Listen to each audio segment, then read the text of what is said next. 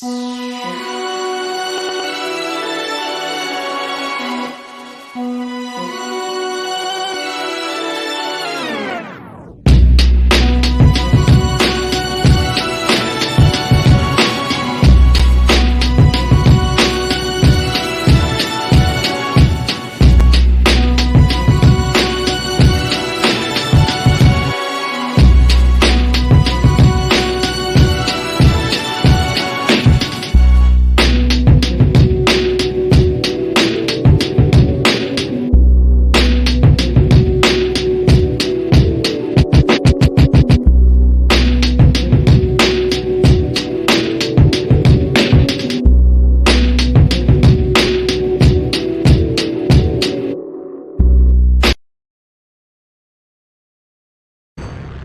are now listening to Serious Minds RNTV with your host, Professor Griff. The call-in number is 516-654-7688. That's 516-654-7688. This is Professor Griff, and this is Serious Minds RNTV. Serious Minds for Serious Minds. Seriously.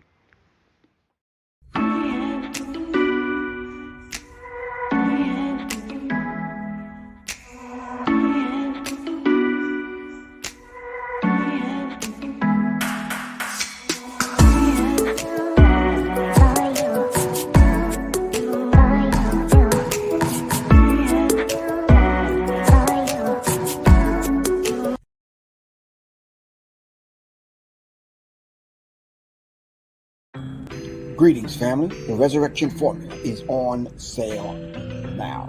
You can order it at www.professorgriff.me or simply call 678-557-2919 or just text 678-557-2919 or scan the QR code on the screen. This is Professor Griff. Thank you very much. The Resurrection Formula is on sale now at www.professorgriff.me. Thank you.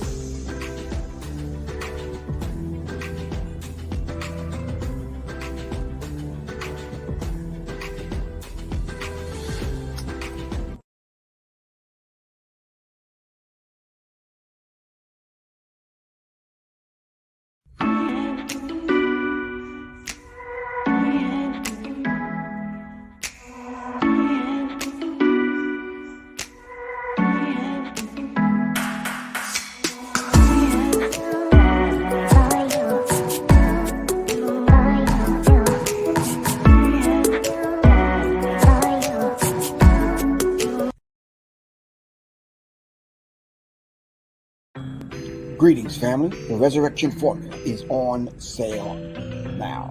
You can order it at www.professorgriff.me or simply call 678-557-2919.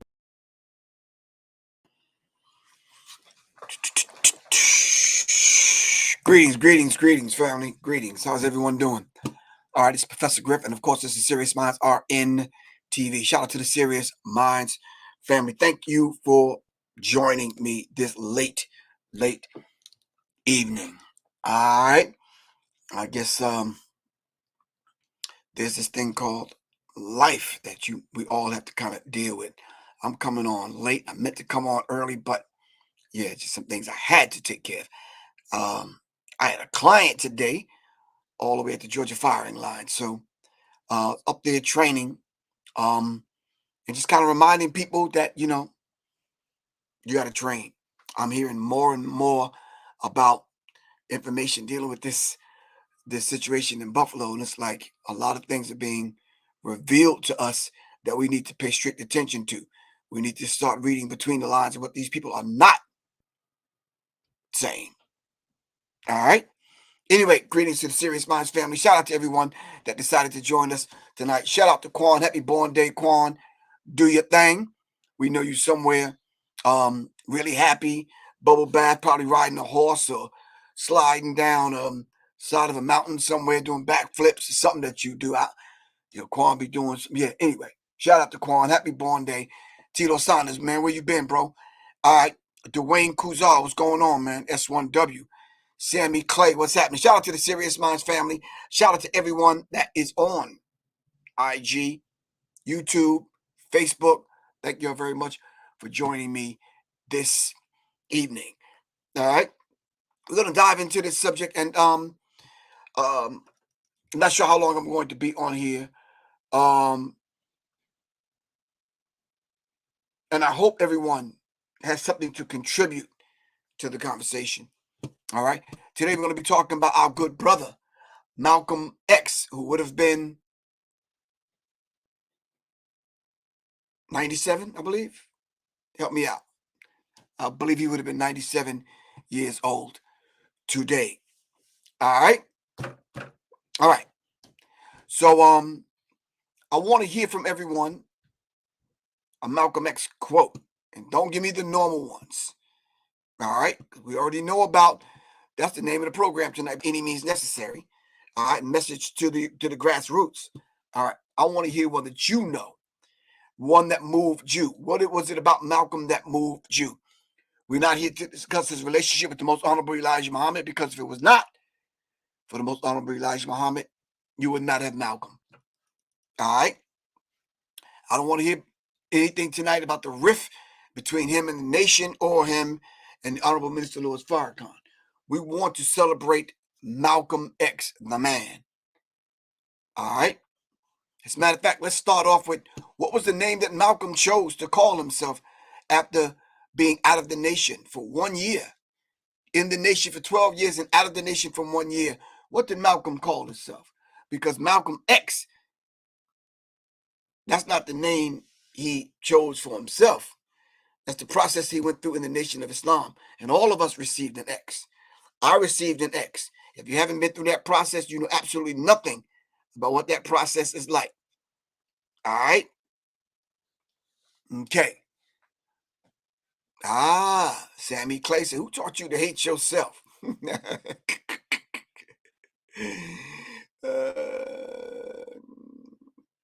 Malcolm X did use the name Detroit Red because Malcolm X was pimping. But he wasn't Malcolm X when he was pimping. He was Detroit Red. All right, that showed you his growth. That shows you the alchemical formula coming from nothing to something. All right, from base metals to lead to gold.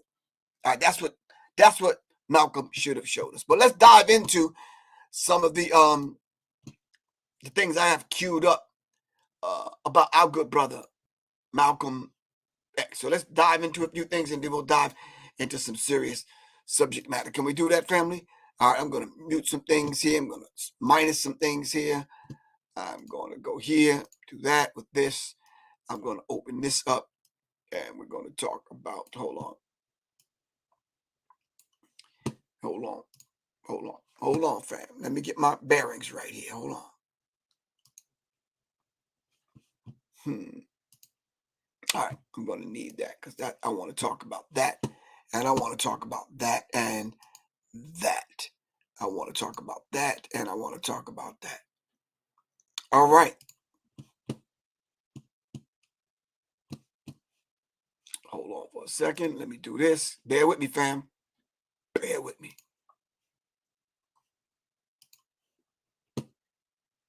All right. I'm going to do that. All right. Let's talk. Here we go. All right. Malcolm. Here we go. Let me share my screen with you guys, and let's dive into this. All right.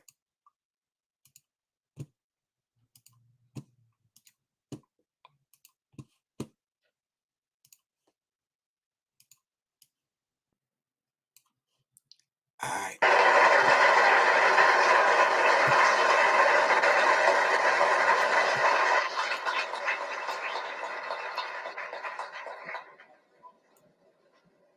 Salam alaikum.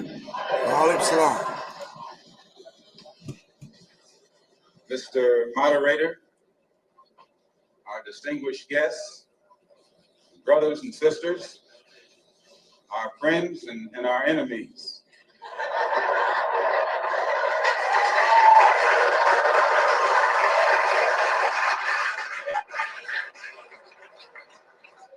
Everybody is here.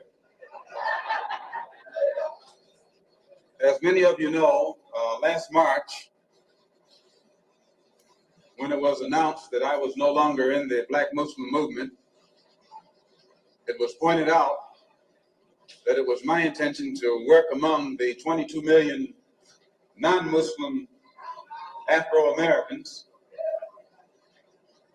and to try and form some type of organization or create a situation where the young people, our young people, the students and others, could study the problems of our people for a period of time and then come up with a new analysis and give us some new ideas and some new suggestions as to how to approach a problem that too many other people had been playing around with for too long. Okay. That's very interesting. So my question to you, family, have we solved those issues? Since Malcolm made that particular statement, I believe that was back in 1964, I think. Have we solved those issues? Have we solved those issues? All right. And he was directing and gearing that energy that day to young people. Did we solve those particular issues that Malcolm was talking about? All right. So there was a myriad of issues that we were dealing with at that particular time. And then Rashawn said, nah. So what is our duty and our responsibility to the legacy of Malcolm X to carry that on? What is our duty and our responsibility? All right. Tillman Green Jr., when you say no, they haven't been solved. Okay, you're right. You're right. You're absolutely correct. They haven't been solved. What are we doing to solve them? All right, is the question that I'm posing. All right. All right, here we go. Check this out.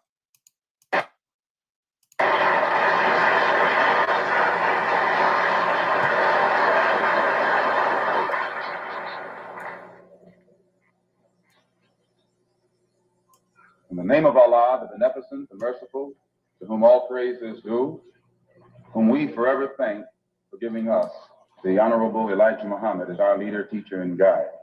And I specifically, ladies and gentlemen, and brothers and sisters, open up like that because I am a representative of the Honorable Elijah Muhammad. And were it not for him, you and I wouldn't be here today.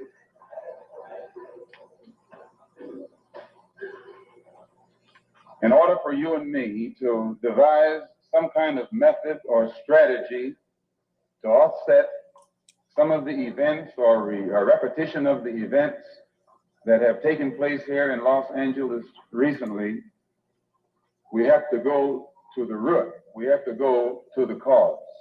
Dealing with the condition itself is not enough. We have to get to the cause of it all, or the root of it all. And it is because of our effort toward getting straight to the root that people oftentimes think we're dealing in hate. But first, I would like to congratulate and give praise to the Negro, so-called Negro leaders. Excuse me if I say so-called, it's hard for me to just outright say Negro when I know what that word Negro really means.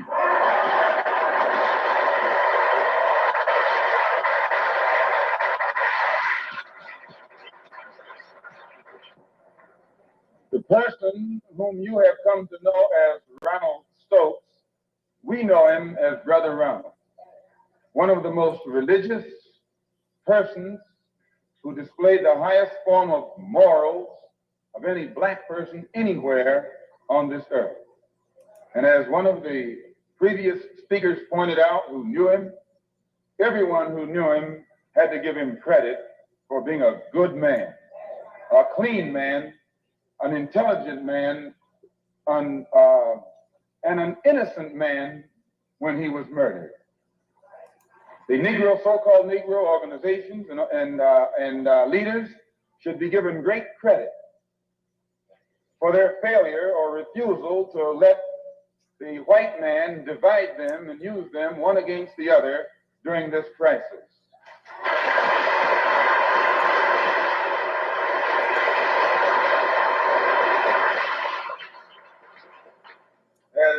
Reverend Wilfred Wilson pointed out, I think it was 8 years ago today that the Supreme Court handed down the desegregation decision. And despite the fact that 8 years have gone past, that decision hasn't been implemented yet.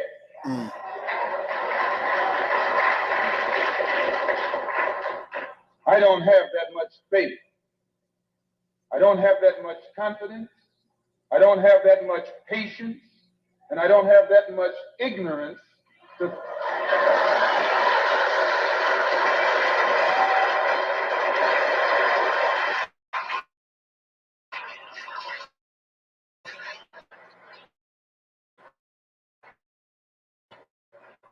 if the in the country can pass a decision that can't get even 8% in 8 years because it's for black people, then my patience has run out.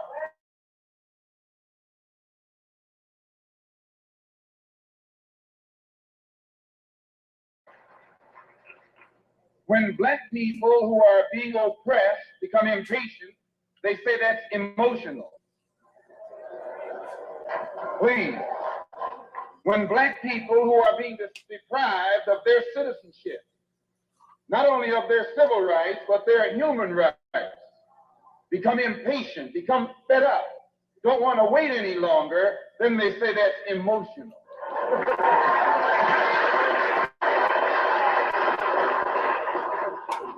The Negro, so-called Negro leaders and organizations should be praised.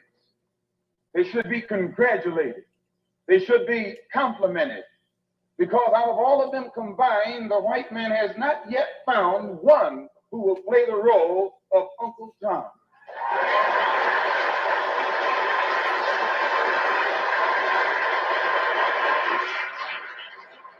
But yet he has found no Tom, no puppet, no parrot who is still dumb enough in 1962 to represent the injustices that he's afflicting against our people.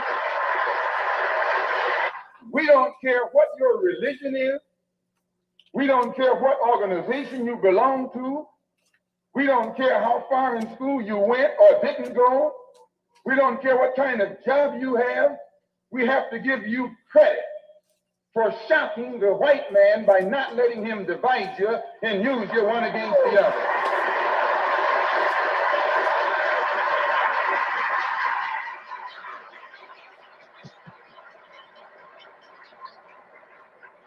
In the past, the greatest weapon the white man has had has been his ability to divide and conquer. As Jackie Robinson pointed out beautifully on the television last night, 4/5 of the world isn't white. Isn't that what Jackie said?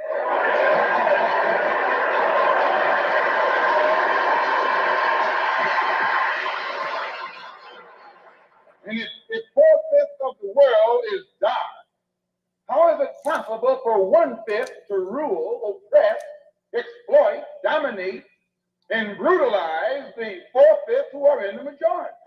How do they do it? Divide and conquer. If I take my hand and slap you, you don't even feel it. It might sting you because these digits are separated. But all I have to do to put you back in your place is bring those digits together.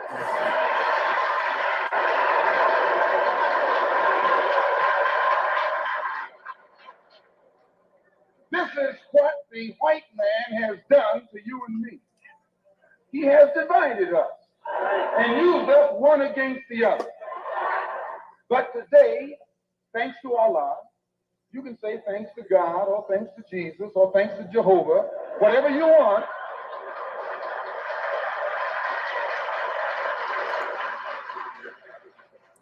But as a follower of the Honorable Elijah Muhammad, we have been taught to say thanks to Allah. And that's what Jesus said. Jesus called on Allah. He said, Allah, Allah, lama asabachthani. And I believe what's good for Jesus is good for you.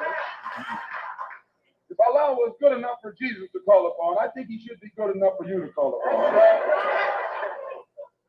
Since the so-called Negro community has shocked the white man by resisting all efforts to divide us, I think that you and I should continue to shock him by staying and working together in unity. Despite religious, political, economic, or educational or social differences, let us remember that we are not brutalized because we're Baptists. We're not brutalized because we're Methodists. We're not brutalized because we're Muslims. We're not brutalized because we're Catholics. We're brutalized because we are black people in America. Here, your mother is being raped and you're not supposed to be emotional. Your women, please, your women can't walk the street without some cracker putting his hands on her, and you're not supposed to be emotional.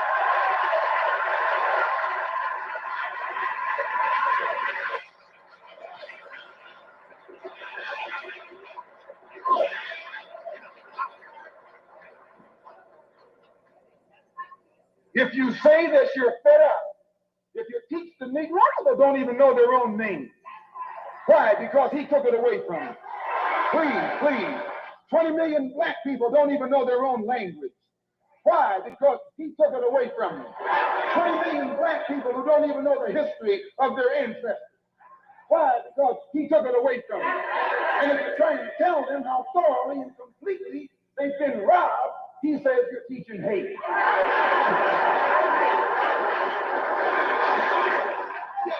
That's something to think about.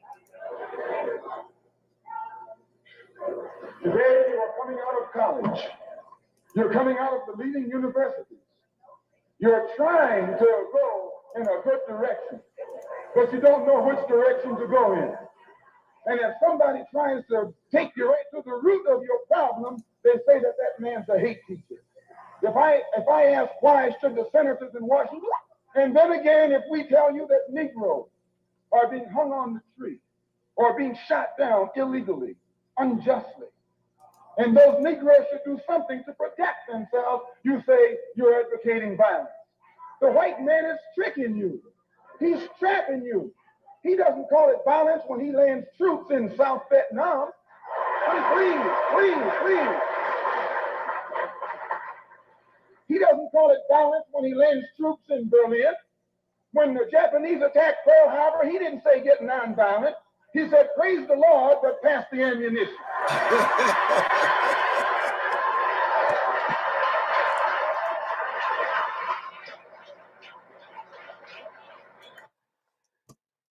All right.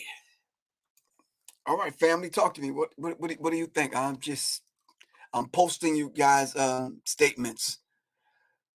What do you think?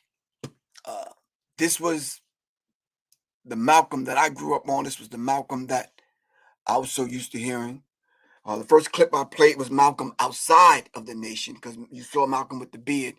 This Malcolm X was the Malcolm X that was still in the Nation of Islam, and you could tell by the different greeting that Malcolm gave. So talk to me, family. What do you think? I think just like with the other black leaders, I think they want to kind of remake a Malcolm and feed us a Malcolm that they are comfortable with, quote unquote, tolerating, I should say. They want to give us the Malcolm that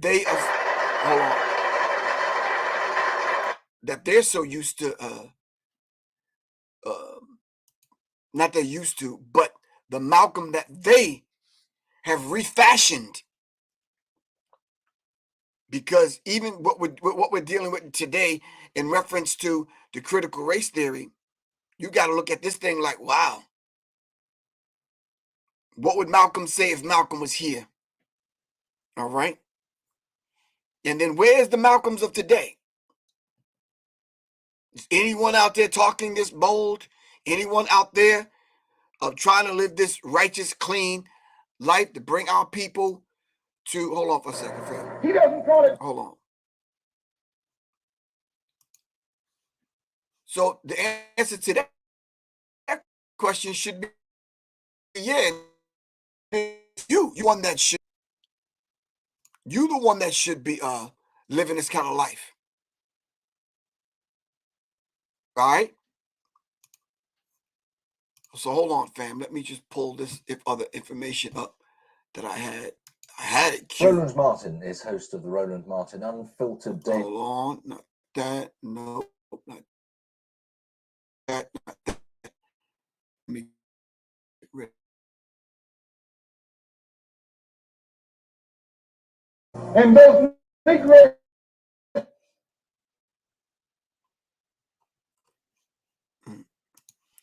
So all of a sudden now, I guess they're gonna start messing with the feed now. Woo, yeah. All right.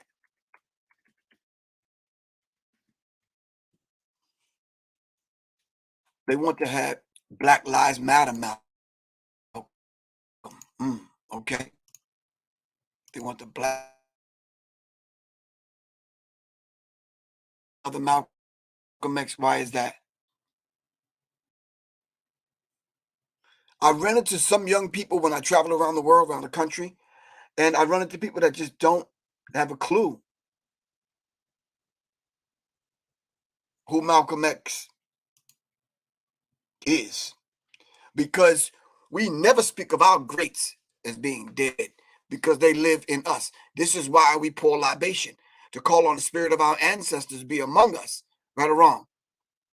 All right. So tonight we're just giving a tribute to Malcolm X for everything that Malcolm X gave us. This weekend, I will be among the 1,000 people at Malcolm X Park in Atlanta, celebrating Malcolm X's born day.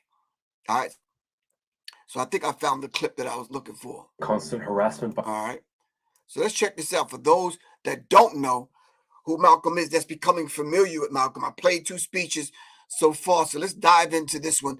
So we could give those younger people an idea just through the lens of, whatever we can kind of muster up and present in front of you. You're probably going to have to do a lot of the research yourself to understand who Malcolm is. In order to understand Malcolm, you got to understand the Nation of Islam. You got to understand the Most Honorable Elijah Muhammad. You have to understand the movements that preceded that. You have to understand Garvey. You have to understand Noble Drew Ali. You have to understand these movements and who these individuals are. You have to understand even aspects of what the Mau Mau and other Patrice Lumumba, Steve Biko.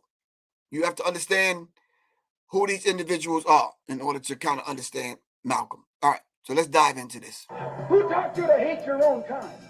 Who taught you to hate the race that you belong to? So much so that you don't want to be around each other. No, before you come asking Mr. Muhammad, does he teach hate? You should ask yourself who taught you to hate being what God gave you. How did one man go from petty criminal to becoming a global voice against racism? He's one of the most prominent Muslims in modern history and a symbol of Black liberation who has inspired generations. A gangster, a preacher, and a revolutionary, this is the extraordinary journey of Malcolm X. Malcolm X was born in 1925 in Omaha, Nebraska. His parents, Earl and Louise Little, were followers of the Pan-African activist Marcus Garvey. As a result, their family was subjected to constant harassment by the Ku Klux Klan, who burned down their home when Malcolm was just 4 years old. The family moved to Michigan, where they were threatened by the Black Legion, an offshoot of the KKK. 4 of Malcolm's uncles were also murdered by white racists. Malcolm's father died when he was 6. The incident was officially ruled a streetcar accident, although his mother believed he had ultimately been murdered by the Black Legion.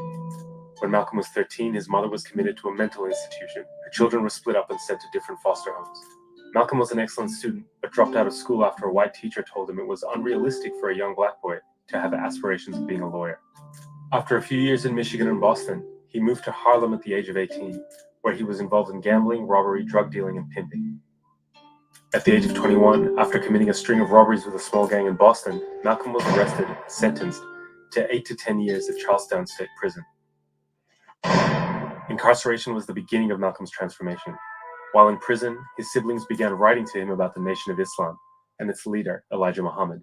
The Nation of Islam promoted black independence and rejected the notion of the superiority of white people. Instead, Elijah Muhammad taught his followers a form of separatism from whites, who were actually considered devils, inferior to black people, who were the original inhabitants of Earth. Malcolm, initially hostile to the idea of any religion, eventually became a member of the nation. He read books constantly and began writing regularly to Elijah Muhammad. Muhammad's followers were taught to abandon their given family names, as they were actually the names of former slave owners. So Malcolm Little became Malcolm X. After being paroled, Malcolm visited Elijah Muhammad in Chicago. In June the next year, he was named Assistant Minister of the Nation of Islam's Temple No. 1 in Detroit. He later established Boston's Temple No. 11 and expanded Temple No. 12 in Philadelphia. And those of you who think that you perhaps came here tell you to turn the other cheek to the brutality of the white man, I say again, you came to the wrong place. Finally, he was selected to lead Temple No. 7 in Harlem, where he was responsible for a huge surge in membership. We don't teach you to turn the other cheek. We don't teach you to turn the other cheek in the South, and we don't teach you to turn the other cheek in the North. We teach you to obey the law. We teach you to carry yourselves in a respectable way. But at the same time, we teach you that anyone who puts his hand on you, do your best to see that he doesn't put it on anybody else. The FBI now had him under surveillance due to his sudden profile as the nation's rise to national prominence happened in 1957, when he intervened at a police station to arrange for medical assistance and legal help for members of the nation who had been beaten and arrested by New York police. The crowd of protesters outside grew to almost 4,000. Witnessing Malcolm's control of the crowd shook the New York Police Department. Within weeks, they had him under surveillance and officially began infiltrating the nation. In 1958, Malcolm married his wife Betty, with whom he would have 6 daughters. Malcolm's profile continued to grow via print and television appearances, and he began to gain international exposure. Who is it that controls the prostitution in Harlem? It's the white man. Who controls the large sale of whiskey and wine? It's the white man.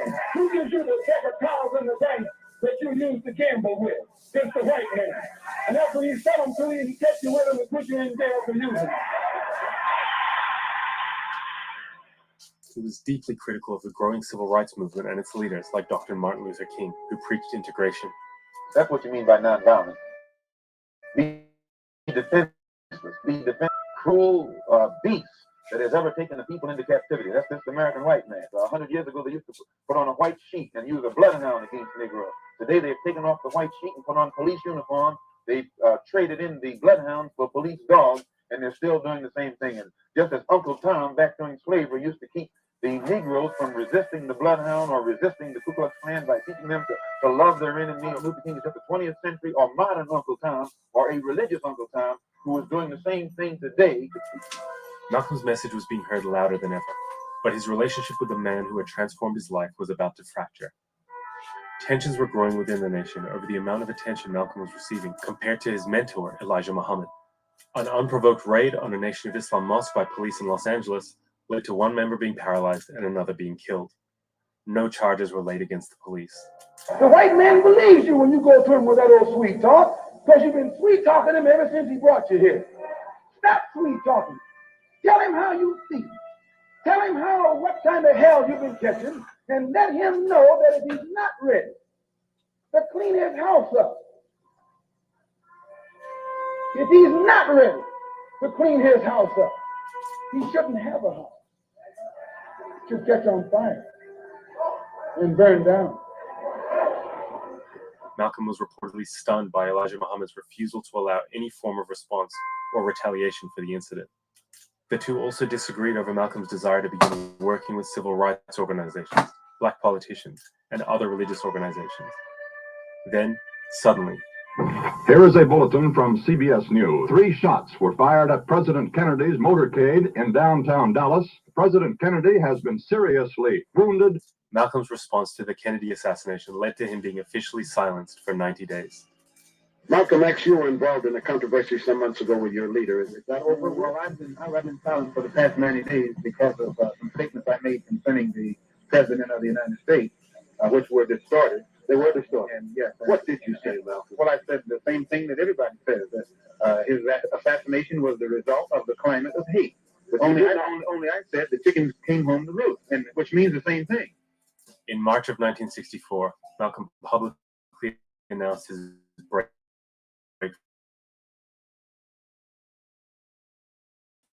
Others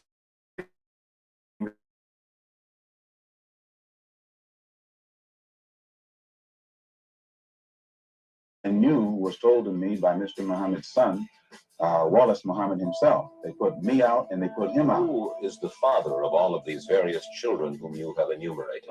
The first one to tell me who the father was Wallace Muhammad. He told me that the father was Elijah Muhammad himself. And how many of these illegitimate children did he father with the sisters? Well, he made 6 sisters pregnant. They all had children. 2 of those 6 had 2 children. That there is a 7th sister who is supposed to be in Mexico right now, and she's supposed to be having a child by him. Are you not perhaps afraid of what might happen to you as a result of making these revelations? Oh, yes. I probably am a dead man already. After splitting from the nation, Malcolm began learning the tenets and practices of Sunni Islam. He founded the Muslim Mosque Incorporated, a religious organization, and the Organization of Afro-American Unity, a non-religious group promoting Pan-Africanism. He had softened his position on Martin Luther King, who he met only once in person. And later the same year, he performed Hajj, the Muslim pilgrimage to Mecca. This was to be yet another transformative experience for him. When I was on the pilgrimage, I had close contact with Muslims whose skin would in America be classified as white, and with Muslims who themselves would be classified as white in America. But these particular Muslims didn't call themselves white. They looked upon themselves as human beings, as part of the human family, and therefore they looked upon all other segments of the human family as part of that same family. Now, they had a different look or a different air or a different attitude than that which is reflected in the attitude of the man in America who calls himself white. So I said that if Islam had done that for them, perhaps if the white man in America would study Islam, perhaps it could do the same thing for him. After Mecca, Malcolm made 2 trips to Africa, meeting officials and speaking on radio and television across the continent.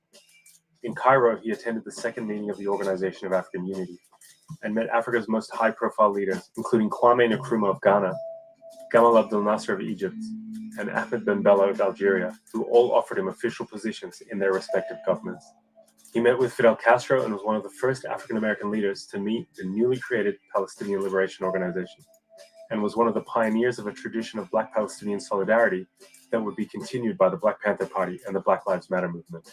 A common misconception about Malcolm's philosophical evolution is that his process of turning to Sunni Islam softened his political positions. While it's true that Malcolm abandoned some of the nation's more extreme separatist positions on race, he remained a staunch Black nationalist.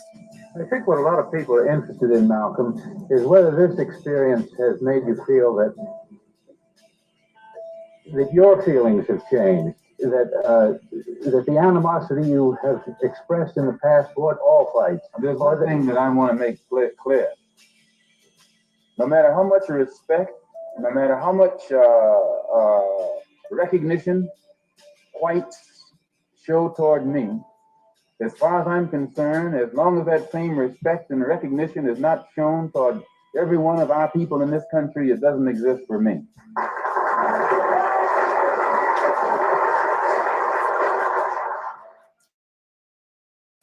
If anything, Malcolm's travel had led him to globalize his perspective, seeing Black liberation as something beyond the United States, and as something that was intimately tied to struggles for independence across the Third World. It has remained a domestic problem. It has remained within the jurisdiction of the United States. And as such, it has been impossible for the Afro-Americans or American Negroes to try and enlist the support of other dark-skinned people who are being oppressed the world over in that struggle. And the only way this can be done is by internationalizing the problem. If you take up arms, you'll end it. But if you sit around and wait for the one who's in power to make up his mind that he should end it, you'll be waiting a long time. And in my opinion, the young generation of whites, blacks, browns, whatever else there is, you're living at a time of extremism, a time of revolution, a time when there's got to be a change. The Nation of Islam had not taken Malcolm's exit and public criticism of Elijah Muhammad's misconduct lightly. His family was repeatedly threatened, their car was bombed, and FBI surveillance records show that law enforcement was aware that elements within the nation were openly discussing his death. Then his house was burned down. On February 21st, 1965, Malcolm was addressing the Organization of Afro-American Unity in Manhattan's Audubon Ballroom. He was shot 21 times. 3 Nation of Islam members were tried and convicted of the murder, but questions remain. At the time of his death, Malcolm was under surveillance by both the NYPD and the FBI's COINTELPRO operation. For many, there is simply no doubt that one or both organizations had a hand in his assassination. Malcolm's legacy went on to be preserved in hip-hop, film, and literature. Most importantly, his own autobiography, which continues to be celebrated and was named one of the 10 most influential non-fiction books of the 20th century. His politics continue to inspire generations of activism against racism and imperialism worldwide. People in power have misused it, and now there has to be a change, and a better world has to be built, and the only way it's going to be built is with extreme methods. And I, for one, will join in with anyone. Don't care what color you are, as long as you want to change this miserable condition that exists on this earth. Thank you.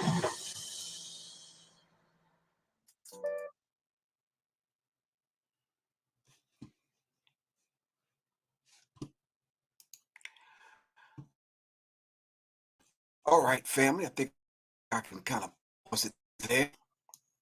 It was only a few minutes left anyway. All right, for those of y'all that do not know the history of Malcolm, that is a brief history. There's some inconsistencies there and some things that were not right.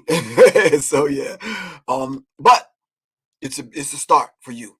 I'd say pick up the autobiography of Malcolm X and begin your research. You're the one that has to educate yourself about these particular situations. All right, don't go off what Professor Griff has to say. Don't scour YouTube and figure out all these different people with their versions of it. You study. All right. Okay. I hope you're able to pull something from this tonight. I'm only going to be on for a few more minutes, but there's a few things that I want to kind of add. All right. Malcolm, I think Malcolm is best. Let me reverse it. It's best that you hear it from Malcolm himself. There's enough information out there, enough speeches, enough plenty interviews for you to hear it from Malcolm himself. For me to sit here and give you quotes and tell you what I feel and think about what happened with Malcolm and that kind of thing, I think I would be doing you a disservice. All right. So you begin to study with scour. Just go online. There's some reading that you have to do. Autobiography of Malcolm X. There's some interviews that you have to watch. And you understand it from your perspective. All right.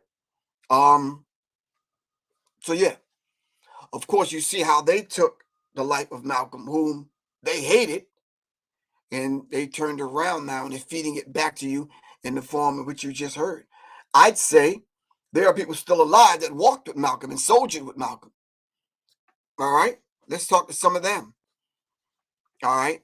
But like I said earlier, you have to study and understand and know the thing that made Malcolm X, which is the Nation of Islam. All right. Okay. Thank you all very much. Once again, shout out to Quan. Thank you very much, Quan. Thank you, Jonathan G. Really appreciate that. Shout out to Quan. Happy born day. I think Quan is about 21 years old or something like that. I'm not even sure. But anyway, I will be at the Malcolm X Festival this Saturday in Atlanta. And yeah, I think it's a beautiful thing. Light a candle tonight, a white one. All right, in memory of Malcolm. All right, take a picture of Malcolm and put him on your ancestor altar. All right, put a quote of Malcolm on the ancestor altar. All right, I saw one sister in the chat. She said, "I am Malcolm." I'm like, yes. I think it was Angel Dickerson. Oh, give thanks. That's what I want to hear. I want you to become Malcolm. Can you imagine if there was 100 Malcolms today in 2022?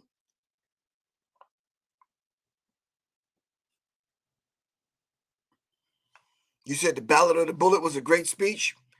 All right, yeah.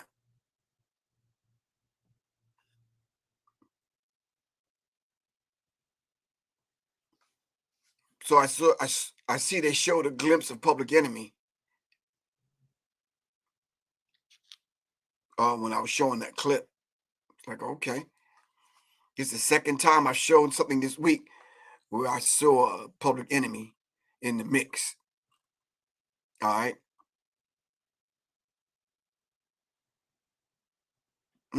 Okay. She's on YouTube. All right, thank you. All right, family, this is Professor Griff. And inshallah, sometime this weekend, I hope to see y'all either in person. Sunday, I'll be at the gun show in Atlanta. Hit me up. I'll let y'all know. Come on through. All right. Thank you. Thanks to all of the people that came to the Guns N' Roses. All right. Thank you. Those of us that can own firearms and train, please do so. I'm writing out a small little kind of pamphlet to get out to our people on some of the things, some of the training that you should have, some of the gear you should have, and that kind of thing. And I'm just putting it together and just putting it out there like, look, yeah, this is what you should own. And learn how to use the gear and train with the gear. All right. I love y'all to life. Y'all are the reason why I do what I do. I don't just do this just to be doing this. All right. I do this because of you. All right. Okay. I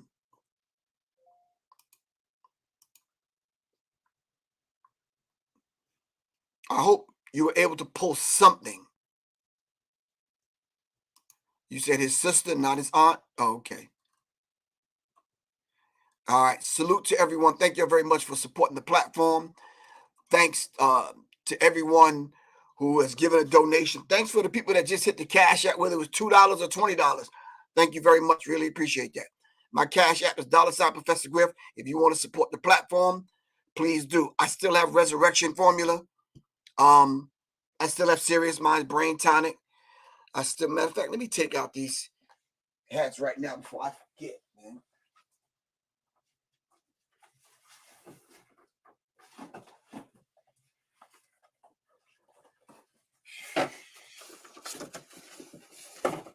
I still have some Public Enemy snapbacks. All right.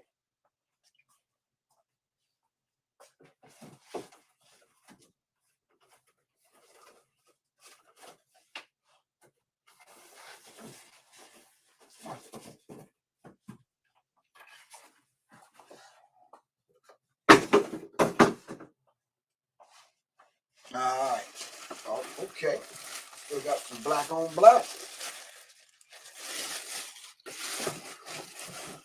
I got a few gold and black left, but still got the black on black joints. All right.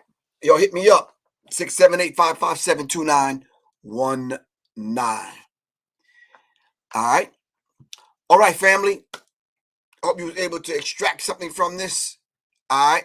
Stay prepared. Stay vigilant. You're right. Keep your head on a swivel. As you can see, this thing that happened in Buffalo could happen anywhere. He was recruiting a crew to roll with him online. Black man and woman, y'all best get it together. Seriously. Start training for real right now. All right. Love y'all to life. It's Professor Griff. Got to go. Peace.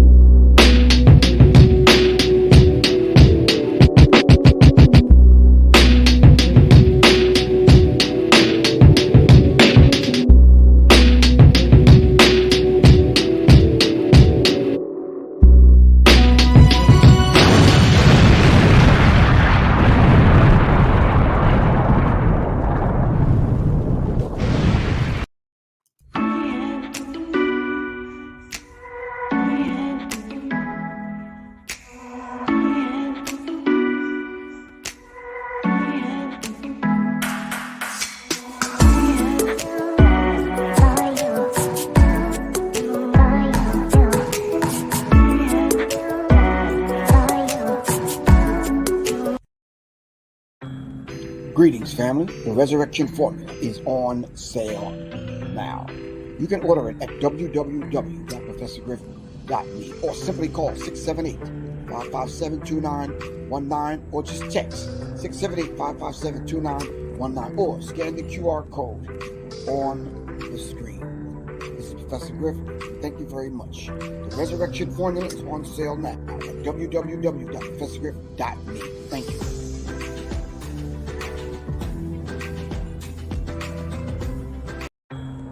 Greetings, family. The Resurrection Formula is on sale now.